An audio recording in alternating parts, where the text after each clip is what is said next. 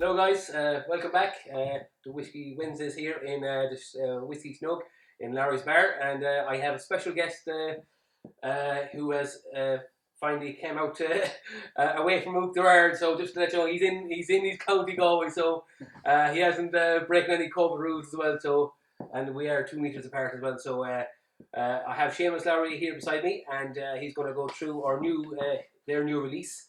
And it should be a big seller in the next couple of weeks. How are you keeping, Seamus? Not too bad, not too bad. It's nice to get a local job. It's good to get out eventually. Obviously, so people know we're not breaking any COVID restrictions. I travel from up there to Clifton, so we're within the county. We are 2 meters apart. We had the stick out measuring earlier on, so no, all good. No, it's great to get out. It's great to get to meet people again. It's been challenging for everybody, and it's great to get out and talk about whiskey again. So yeah, and obviously with changing times of COVID, obviously we all have done Zoom parties out to the last lockdown since lockdown one. It's probably very similar to yourself, with Zoom kind of whiskey tastings. I've done one or two throughout the lockdown, and they're very good. It's a change in time, really, and look at it. It's the emergence of a new reality, I suppose, and how we do business. And it's, I suppose, one of the if you are to glean a positive from it, it's a new way of speaking about whiskey to people at great distances. So yeah, it's had its challenges, though. It doesn't substitute the face-to-face meet and the interaction with the clientele. And to be honest, with the closure of pubs for so long, it's been difficult for everybody. My main job is a key account manager for the on-trade, so it's they are my bread and butter. But we're turning a corner, we're getting there, and we've got great products to talk about. And so it's been challenging, but it's also had its own rewards. So yeah, and like if you look at it, obviously the Zoom, all these online tastings, you can actually go further afield and basically you can go to, as far as China and all these places. You can send these stuff off. If it's well planned in advance, it's probably more beneficial for more kind of worldwide. And to that point, I think I did a couple of these in September last year. I think, and it was why it sticks in my memory is because in the 1 week I'd spoken to France, Mexico, and South Africa in the 1 week. Now, if I was to jump in a plane, that would be me a month out of Ireland. If I was to do this, I could do it all within a day. So there's a big difference to being able to your global reach, as the man says, is a bit better. So like it's obviously we're not in Ireland now. We're not used to it now. We're nearly used to being in a packed pub, and hugging each other and all that, So it's kind of changing times, and hopefully we'll definitely get back into pubs very soon now. Probably, hopefully, in the next kind of month or two, But Bushmills have been busy and have a new release, which we're going to talk about today. Now it's so the Bushmills Caribbean Rum Cask. So it's a lovely bottle. I'm sure the flavours. This will be my first time tasting now, so just the flavour, I think, will be just spectacular. Yeah, so we may as well. Speaking of flavour, get started. It's a good measure, healthy measure. That's exactly it.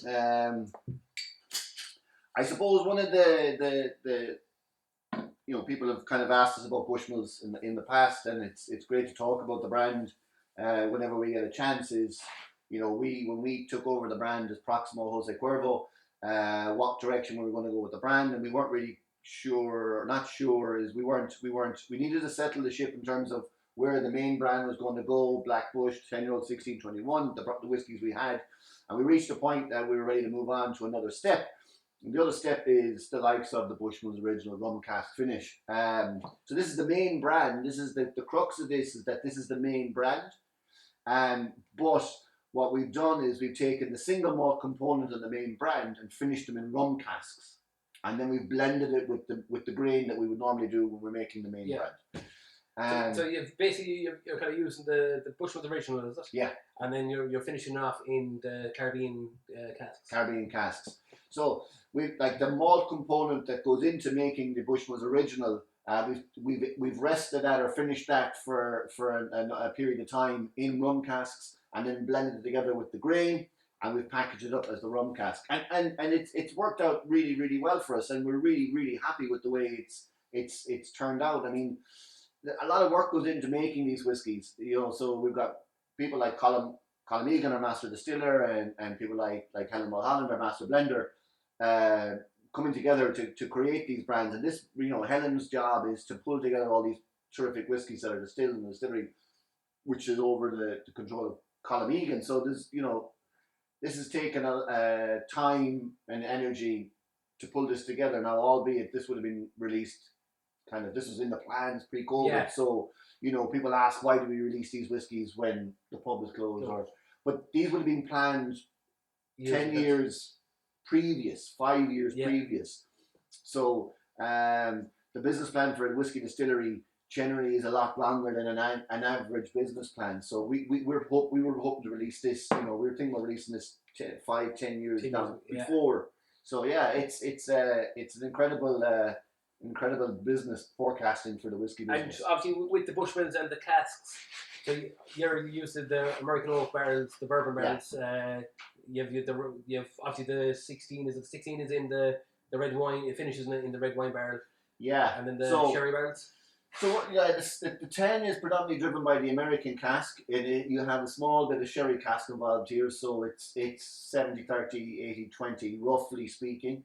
The 16 is 50-50, almost sherry to bourbon, finished in port. And the 21 is almost 50-50 American sherry, and for further 2 years after 19 years in Madeira. So American features quite heavily across the range, but also the wine cask. So the wine casks we use for the three main brands, the 10, 16 and the 21, would be fortified wines. So sherry, port and Madeira.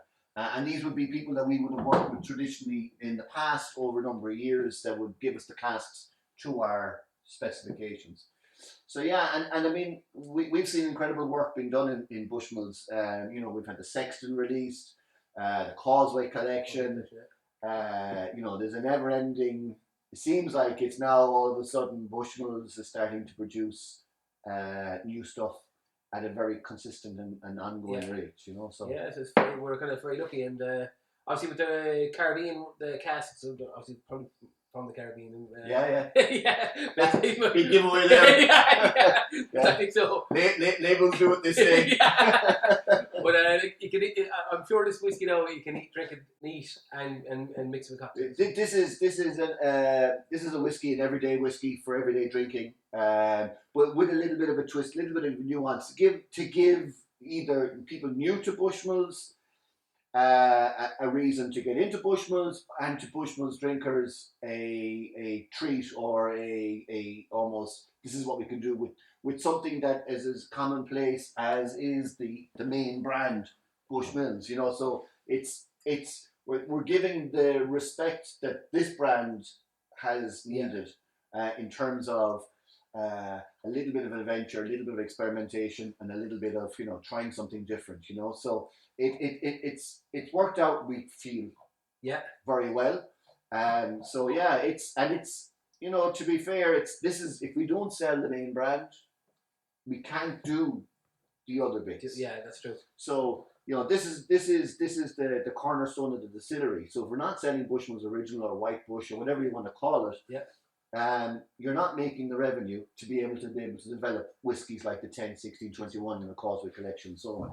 So yeah, I think it's a nice nod to the main brand. You know? Yeah, that's exactly it. No, we'll have a little on the nose, right? Yeah, a little on the nose. Because all we're doing is the nose. Because I'm behind the wheel. That's exactly it. I might have a notation. You might have. It's actually nice. So what do you think? It's actually very good. You're kind of soft. You know, it's mellow. Yeah. It's actually, you know, the pineapple flavours that come through. So one of the main characteristics on the main brand is this kind of, I call it the fruity, fragrant, floral effect. Okay, so it's a lighter style of blended whiskey, and what we've done is we've taken the core component of what that whiskey is, which is you get a little bit of orchard fruit, you get a little bit of vanilla, you get a little bit of honey, and you get a little bit of complexity. Nothing overwhelming, because let's remember this is an entry-level blend. But it provides an awful lot of detail for an entry-level blend. And what we've done is we've taken obviously the malt component out of the main brand, and we've then finished that in rum. Now the rum casks and Bushmills are two very kind of sought after, famous types of cask that people go bananas for Bushmills rum casks. And what it does, it brings in a characteristic. It changes or sharpens the cereal note. It changes the orchard fruit to almost like tropical fruit. So when you do smell this, it becomes almost like pineapple. It comes almost like a little bit of mango kind of softness. It has it's like the nose is almost like dried banana chip. If you go to a health food shop, you open up a bag of banana chips, you get that dried, skins and stuff, sweet kind of character. And that comes through from the rum cask. Now that's why rum is so incredibly sought after as a whiskey barrel. Obviously it's great for making rum, but the side effect that it has on the oak is incredible. So yeah, gives that extra little bit of a kick. But I've even noticed it now when you the first nose, you get flavors, but when you come back to the second time, you get you more flavors bounce out and come out at you. Yeah, and that's down to the volatility of the whiskey. So the volatility of the whiskey is that it's contained within the whiskey are various layers of alcohol. And those alcohols will evaporate at various temperatures. So they will start to fly away. So that's what we talk about. We talk about the volatility of the alcohol. And every time the alcohol aromas fly away, it latches onto a flavour carrying compound and pulls it with it. So what you're smelling is that... Sorry. Ran out of space. Okay, whenever you're ready. So the volatility of it, and it pulls out flavours as it starts to fly away, the alcohol. So what you're getting is that ever-evolving characteristic as it develops. So that's how that works. But it's for €30 in a supermarket, or this would be a £5 a glass, and in a pub. It's really value. Good value. Why not? But I think you can get the cereal note still quite evident in it. The malty character. This is a blend of almost 50-50, so it's quite high for a blend. Yeah. So you have a fair amount of the rum. Yeah. Coming through, very soft. Yeah. Beautiful. There's a nice balance to it, and for £30 a bottle or a £5 a glass, you can't go wrong with it. Can't go wrong. Oh, geez, that's for sure. This is great. Being in a pub with my name over the door. I don't normally. I don't normally get this. Royalty here. Renaming the pub on my behalf. That doesn't really happen. we get there. Hopefully we get the doors up very dark. That's exactly it. Here's to a safe return to trading. That's exactly it. And fingers crossed we'll be selling many of these bottles in Lowry's bar very shortly. Yeah, absolutely. Sláinte. Beautiful whiskey, it's very full of flavour. It's very, very smooth. It has a kind of it's like a prickly type of fizz to it. It's like it's a sweet character coming through from the rum cask, and the finish is quite good. It is. And it's got a good to medium length, and you can mix this and not feel bad. You could make an old fashioned style drink with this. And if you're adding the likes of vermouths or bitters and things, they'll only enhance the rum character. That's exactly so, you can play with this and not feel bad. This isn't an old whiskey. You don't have to feel any kind of, there's no conscience here. Yeah, you can have a bit of fun with it. But if you like whiskey for whiskey's taste, it's a really good whiskey to drink as well. Very lovely neat as well. I prefer it neat now. You have your kind of flavours too. They go. Yeah. Thanks for having me on. A pleasure as always. I'm delighted to be the first invited guest. And hopefully you'll be in the show now later on down the line, maybe. Have you any new releases on the way now? Or you never know. You never know. That's exactly it. Yeah. No, this is where I revert to being a Connemara man again. You never know. You never know. Yeah. But so fingers crossed. That's all from me, guys. Thanks, William. Whiskey Wednesdays, you know what it is. Like and subscribe, and thanks to Seamus for coming on, and Paddy for putting it all together. So take care, guys. We'll see you next Wednesday. Ciao. Sláinte. Happy days now. Yeah, really good. That is.